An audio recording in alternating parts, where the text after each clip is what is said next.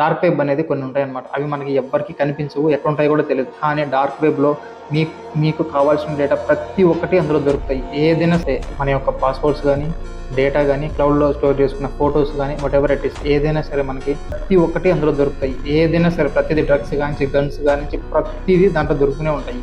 So, ఈ యొక్క మన ఇన్ఫర్మేషన్ వాళ్ళు డార్క్ వెబ్‌లో పెడతారు. ఆ డార్క్ వెబ్‌లో పెట్టడం వల్ల వాళ్ళు దాన్ని మిస్‌యూజ్ చేసే ఛాన్సెస్ కూడా ఉంటాయి. సైబర్ సెక్యూరిటీ అనేది లేకపోతే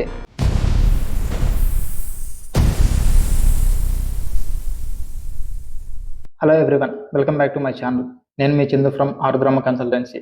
సో ప్రీవియస్ వీడియోలో మనం సిఎస్సి ఏఎంఎల్ గురించి కొద్దిగా బ్రీఫ్గా ఎక్స్ప్లెయిన్ చేయడం జరిగింది. సో ఐ హోప్ మీకు అందరికీ దాని నుంచి ఒక మినిమం ఇన్ఫర్మేషన్ మీకు వచ్చిందని అనుకుంటున్నాను. సో ఇప్పుడు మనము ఈ వీడియోలో సైబర్ సెక్యూరిటీ గురించి డిస్కస్ చేద్దాము. అసలు సైబర్ సెక్యూరిటీ అంటే ఏంది, అసలు దాని ఇంపార్టెన్స్ ఏంది, సైబర్ సెక్యూరిటీ అనేది ఎందుకు యూజ్ చేస్తారు, సో దీనివల్ల ఫ్యూచర్ ఏ విధంగా ఉంటుంది, దాంట్లో కెరియర్ ఆప్షన్స్ ఏ విధంగా ఉంటాయి, సో వీటన్నిటి గురించి మనం వన్ బై వన్ డిస్కస్ చేద్దాం. So first, what is cyber security? అసలు సైబర్ సెక్యూరిటీ అంటే ఏంది? సింపుల్ వర్డ్స్లో చెప్పాలంటే మనము ప్రొటెక్షన్ ఫ్రమ్ ద హ్యాకర్స్, అంటే ఏదైనా సంబంధించిన విషయం ప్రొటెక్షన్ ఫ్రమ్ ద హ్యాకర్స్ అంటే ఇప్పుడు కంప్యూటర్స్ కానీ, సాఫ్ట్వేర్స్ కానీ, తర్వాత నెట్వర్క్స్ కానీ, సర్వర్స్ కానీ, మొబైల్ డివైజెస్ కానీ, డేటా కానీ, వీటన్నిటిని సో డిజిటల్ హ్యాకర్స్ నుంచి ప్రొటెక్ట్ చేయడము.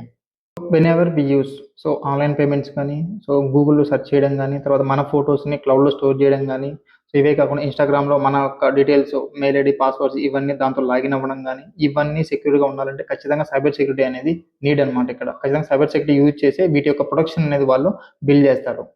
సో ఇఫ్ ఇన్ కేస్ ఇవన్నీ మనం యూజ్ చేసినప్పుడు సైబర్ సెక్యూరిటీ అనేది లేకపోతే మన యొక్క పాస్వర్డ్స్ కానీ, డేటా కానీ, క్లౌడ్లో స్టోర్ చేసుకున్న ఫొటోస్ కానీ, వాటెవర్ ఇట్ ఈస్ ఏదైనా సరే మనకి ఇది డార్క్ వెబ్ అనేది కొన్ని ఉంటాయన్నమాట. అవి మనకి ఎవ్వరికీ కనిపించవు, ఎట్లుంటాయో కూడా తెలియదు. కానీ డార్క్ వెబ్‌లో మీకు కావాల్సిన డేటా ప్రతి ఒక్కటి అందులో దొరుకుతాయి. ఏదైనా సరే ప్రతిదీ డ్రగ్స్ గానించి ప్రతీదీ దాంట్లో దొరుకుతూనే ఉంటాయి. సో ఈ యొక్క మన ఇన్ఫర్మేషన్ వాళ్ళు డార్క్ వెబ్‌లో పెడతారు. ఆ డార్క్ వెబ్‌లో పెట్టడం వల్ల వాళ్ళు దాన్ని మిస్‌యూజ్ చేసే ఛాన్సెస్ కూడా ఉంటాయి. సో వీటన్నిటిని సెక్యూర్ చేయడానికి సైబర్ సెక్యూరిటీ అనేది ఖచ్చితంగా అవసరం. So why cyber security is important? So దీనిని మనం ఎందుకు ఇంతలా ఇంపార్టెంట్ అని చెప్తున్నాము అంటే, సో నవ్ డేస్ ఏంటంటే మనకు మొత్తం ఏ ప్రాసెస్ అయినా కూడా ఆన్లైన్లోనే జరుగుతుంది. నెట్వర్క్ లేనిది ఏ వర్క్ జరగడం లేదు, సర్వర్స్ లేనిది ఏ వర్క్ జరగడం లేదు. ఏ డేటా అయినా కూడా క్లౌడ్లో స్టోర్ చేస్తున్నారు లేదా కంప్యూటర్లోనే స్టోర్ చేస్తున్నారు. వీటన్నిటిని సెక్యూర్ చేయడానికి ఖచ్చితంగా సైబర్ సెక్యూరిటీ అవసరం. ఫర్ ఎగ్జాంపుల్ బ్యాంకే తీసుకున్నాం అనుకోండి. ప్రీవియస్‌గా ఏంటంటే బ్యాంక్స్ లేనప్పుడు ఏంటంటే డబ్బులు అనేటివి మన దగ్గరే ఇళ్లలోనే దాచుకునేవాళ్ళు.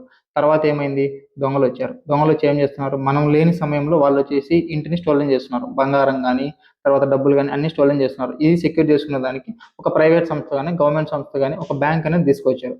ఆ బ్యాంక్‌లో ఏం చేస్తాము, వాళ్ళకంటే ఒక అకౌంట్ క్రియేట్ చేసి ఆ అకౌంట్ క్రియేట్ చేయడానికి, ఆ సిస్టమ్ అంతా వర్క్ అవ్వడానికి కూడా ఒక సాఫ్ట్‌వేర్ అనేది బ్యాక్ ఎండ్‌గా తయారు చేస్తారు.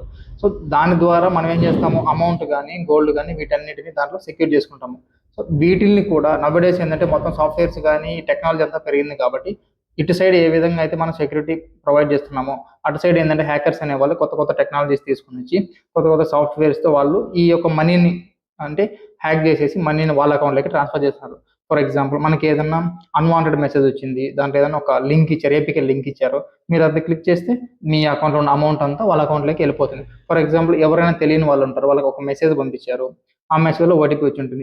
ఇలా పలానా సంస్థ నుంచి కాల్ చేస్తున్నామని చెప్పి మీరు ఆ ఓటీపీ చెప్పండి, మీకు ఇంత డబ్బులు వస్తుంది, అంత డబ్బులు వస్తుంది అని చెప్తారు.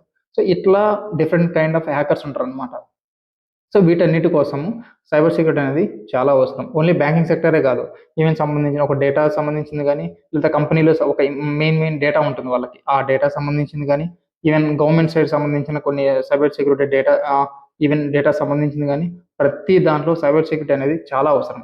మనం ముందుగా చెప్పుకున్నట్టు డిఫరెంట్ టైప్స్ ఆఫ్ హ్యాకర్స్ ఉంటారనమాట. వాళ్ళలో మంచి హ్యాకర్స్ ఉంటారు, చెడు హ్యాకర్స్ ఉంటారు. సో మంచి హ్యాకర్స్ ఇలాంటి వాళ్ళని తీసుకుంటే మెయిన్‌గా తీసుకుంటే మనకు మేజర్ ఒక 3 టైప్స్ ఆఫ్ హ్యాకర్స్ ఉంటారనమాట. White hat hackers, black hat hackers, grey hat hackers. White hat hackers ఏందంటే వాళ్ళ మంచి కోసమే ఈ హ్యాకర్స్ అనేవాళ్ళు ఒక డేటాను గానీ, సంబంధించి ఏ ఇన్ఫర్మేషన్ అయినా కూడా వాళ్ళు హ్యాక్ చేస్తారు. వితౌట్ పర్మిషన్ వాళ్ళు డేటాను గానీ హ్యాక్ చేయడం గానీ, మిస్‌యూజ్ చేయడం గానీ ఇలాంటివి ఏవి చేయరు. లైక్ వీళ్ళు కంపెనీస్ కోసం వర్క్ చేస్తారు, తర్వాత గవర్నమెంట్స్ కోసం వర్క్ చేస్తారు. సో లీగల్‌గా ఏదైనా ఇన్ఫర్మేషన్ ఉన్నా కూడా వాటి కోసం కూడా సెక్యూర్ చేయడానికి కూడా వర్క్ చేస్తారు వీళ్ళు. సెక్యూర్ చేయడానికి plus at the same time ఏందంటే వితౌట్ పర్మిషన్ ఏదైనా డేటాని ఎక్కడన్నా మిస్‌యూజ్ చేస్తూ ఉన్నా కూడా వాటిని కూడా హ్యాక్ చేసి వీళ్ళు కొన్ని రూల్స్ అనేవి చేంజ్ చేస్తారనమాట. అదే విధంగా బ్లాక్ హ్యాట్ హ్యాకర్స్ వీళ్ళేం చేస్తారు, ఎక్కడైనా కూడా వితౌట్ పర్మిషన్స్ వీళ్ళు డేటాని హ్యాక్ చేసి దాన్ని మిస్యూజ్ చేస్తాం. ఇంతకుముందు చెప్పినట్టుగా మనకి ఇవి కొన్ని డార్క్ వెబ్స్ ఉంటాయి కదా, సో వాటిలో పెట్టడము, లేదా మన యొక్క గవర్నమెంట్ సంబంధించిన ఏదైనా ఇన్ఫర్మేషన్ తీసుకొని అవి వేరే మన ఆపోజిషన్ వాళ్ళకి ప్రొవైడ్ చేయడము, ఇలాంటివి కొన్ని కొన్ని చేస్తారనమాట. సో ఇంకొకటి ఉంది కదా మనకి గ్రే హ్యాట్ హ్యాకర్స్. వీళ్ళు ఏం చేస్తారంటే సో డేటాని తీసుకుంటారు, కానీ ఆ డేటాని ఎక్కడ మిస్యూజ్ చేయరు. సో హ్యాక్ చేస్తారు, కానీ దాన్ని ఎక్కడ మిస్యూజ్ చేయరు. వితౌట్ పర్మిషన్ ఎక్కడే కానీ ఆ డేటాను కానీ ఏ ఇన్ఫర్మేషన్ కూడా వాళ్ళు యూజ్ చేయరు. సో ఇప్పుడు సైబర్ సెక్యూరిటీకి కావాల్సిన కొన్ని మినిమం స్కిల్స్ గురించి మనం తెలుసుకున్నాం.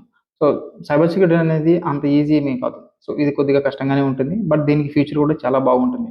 లైక్ మనకు ఎవరైనా సరే సైబర్ సెక్యూరిటీ నేర్చుకుంటున్నారు, తర్వాత దాని గురించి జాబ్స్ కావాలి అనుకునే వాళ్ళకి కొన్ని బేసిక్స్ అనేటివి, కొన్ని తెలిసిన స్కిల్స్ అనేటివి వచ్చి ఉండాలి. లైక్ నెట్వర్కింగ్ బేసిక్స్ అని కానీ, లైనక్స్ కమాండ్స్ కానీ, తర్వాత బేసిక్ ప్రోగ్రామింగ్ లైక్ పైథాన్ కానీ, understanding of OS, Windows or Linux whatever it is, problem solving mind set కానీ, సో పేషెన్స్ అనేవి, ఇలాంటివి కొన్ని ఖచ్చితంగా వాళ్ళకి స్టూడెంట్ అనే వాళ్ళకి కానీ, సైబర్ సెక్యూరిటీ చేసిన వాళ్ళకి కానీ ఖచ్చితంగా ఇవి కావాలి.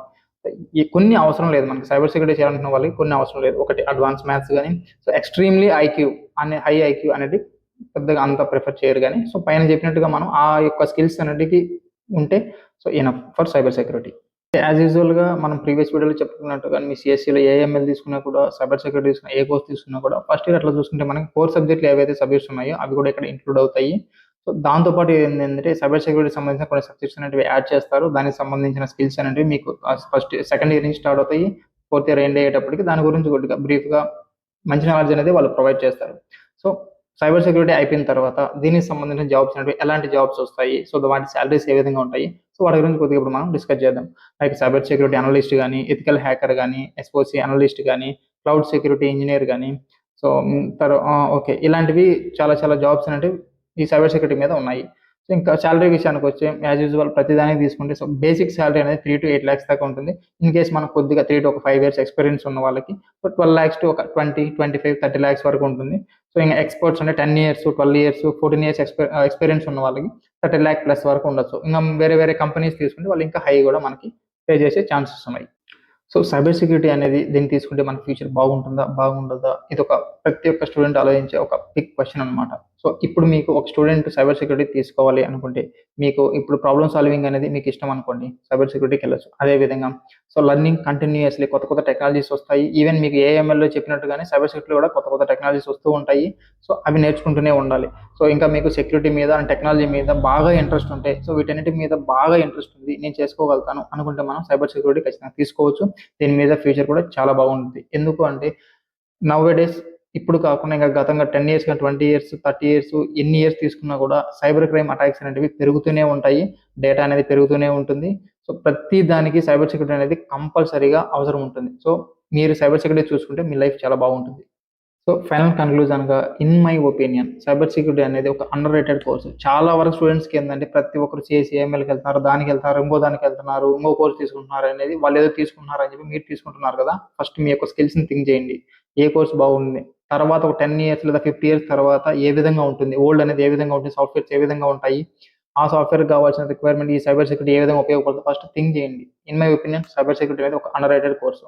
ఎవరైనా స్టూడెంట్స్ తీసుకుంటున్నారంటే తీసుకోండి, మంచిగా కష్టపడండి, మంచి ఫ్యూచర్ ఉంటుంది దీంట్లో. ఫైనల్గా ఇంకేమన్నా మీకు సైబర్ సెక్యూరిటీ గురించి ఏమైనా క్వరీస్ ఉంటే కామెంట్ సెక్షన్లో తెలపండి. అదేవిధంగా ఈ కోర్సెసే కాకుండా ఇంకా మన సిఎస్లో సంబంధించిన సబ్ బ్రాంచెస్, ఇంకా మనకి చాలా చాలా కోర్సెస్ గురించి మన యూట్యూబ్ ఛానల్లో వీడియో తీసి అప్లోడ్ చేస్తున్నాము. So go and watch it.